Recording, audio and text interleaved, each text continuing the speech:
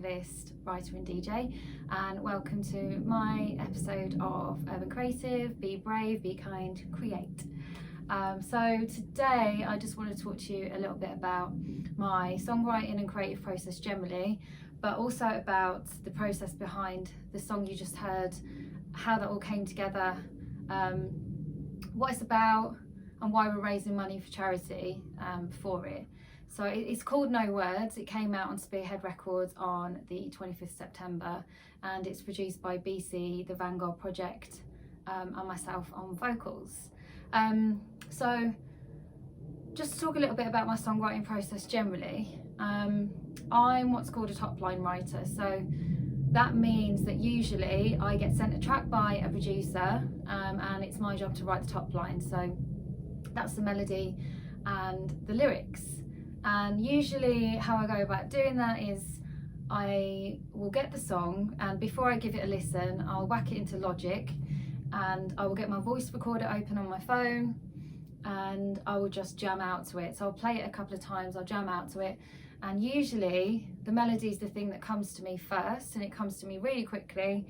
And if it doesn't come to me quickly in the first few attempts, then I know it's just not going to work for me. It's just a weird thing about me. Like, I just can try and it just doesn't happen. So but that melody doesn't necessarily sound like a finished melody. It could just be like, I'm not a man or an door. It's if I could play you my voice notes, it'd be quite funny, but I'm not going to, because luckily for you my phone is recording this. So yeah, the melody comes first. The lyrics tend to be the thing that take the longest amount of time, and it's the thing actually that I enjoy the most. I love nothing more than to put my story and my experience in life into a song, and the thing that I spend the most time on. So the way that I do this usually is I keep a journal. I write stuff as things happen day to day, and I've got like a notebook at my bedside table for weird things that come to me in the night. I have the most crazy dreams. Sometimes they're a source of inspiration. Other times it can be when I'm out and about. People say the most random things and the strangest things when they think you're not listening, which when I used to live in London on the tube, the conversations I'd hear, they were gold for writing a song. So, and quite often I would hear something that would relate to a song that I'd been thinking about writing. So top tip, listen to what people talk about. Although my friends will probably be thinking again about talking around me now, sorry. So there's that, but then also I keep notes on my phone, because I just find that when I'm exercising, when I'm moving, when I'm walking, that's when ideas tend to come to me, not when I'm sitting down like now. So it's good just to have notes on my phone, and I just write like a sentence, a thought, whatever comes into my mind really.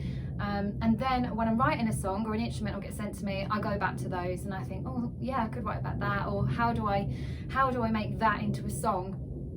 And then I will typically, read poems or books, or watch a few movies, whatever really, to sort of glean inspiration from, to sort of flesh out my idea, or just to really understand that idea from all different perspectives.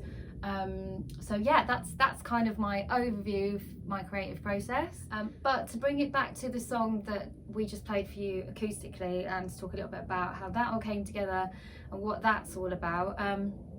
So last year, a couple of people in my circles took their own life, and the producers that are involved in this as well, that's the case for them. And sadly, when you get talking to people, this is a really common thing.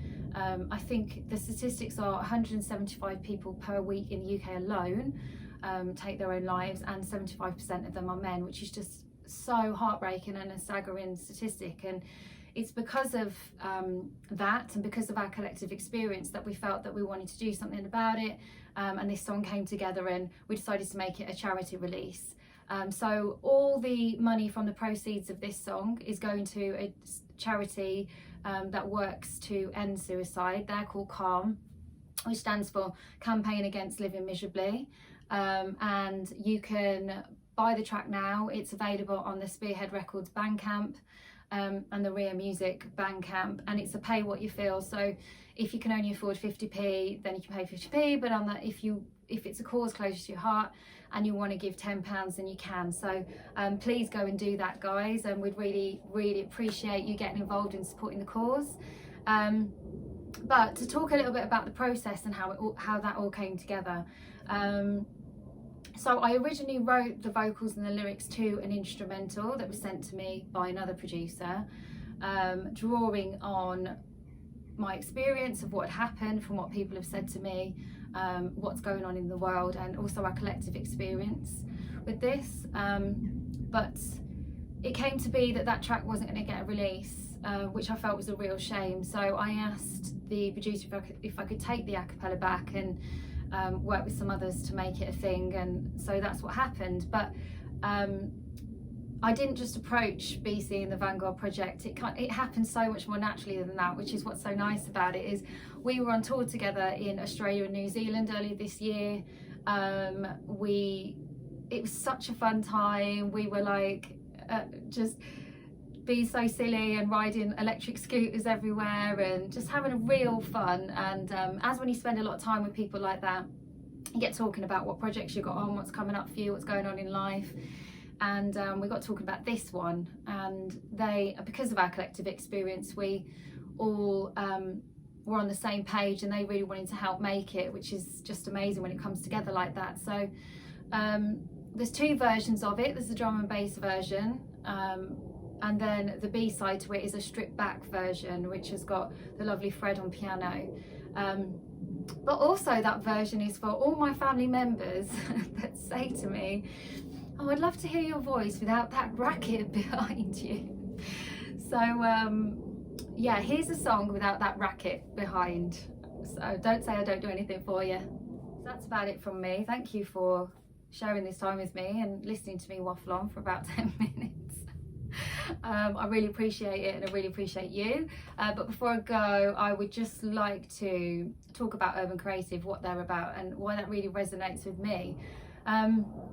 You know, writing music, being a creative, can be really fun. It is my dream job, but there is a downside to it.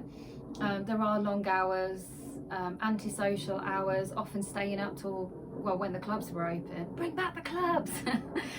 Staying up till 4 or 5 a.m, not getting much sleep, sometimes just travelling from place to place, not eating well. And that really takes a toll on your mental health, and has taken a toll on my mental health in the past. So you know, be kind to yourselves, be kind to each other. If you feel like you need help, or someone you know needs help, be brave and reach out. All right, guys, so big love to you at home, to Urban Creative for asking me to do this, to AJ for playing guitar, he sounded beautiful, to BC, the Vanguard Project, to Spearhead Records, and also to everyone at home that's donated already or is going to donate. Thanks so much, bye! You came, I guess you could say I'm the blue.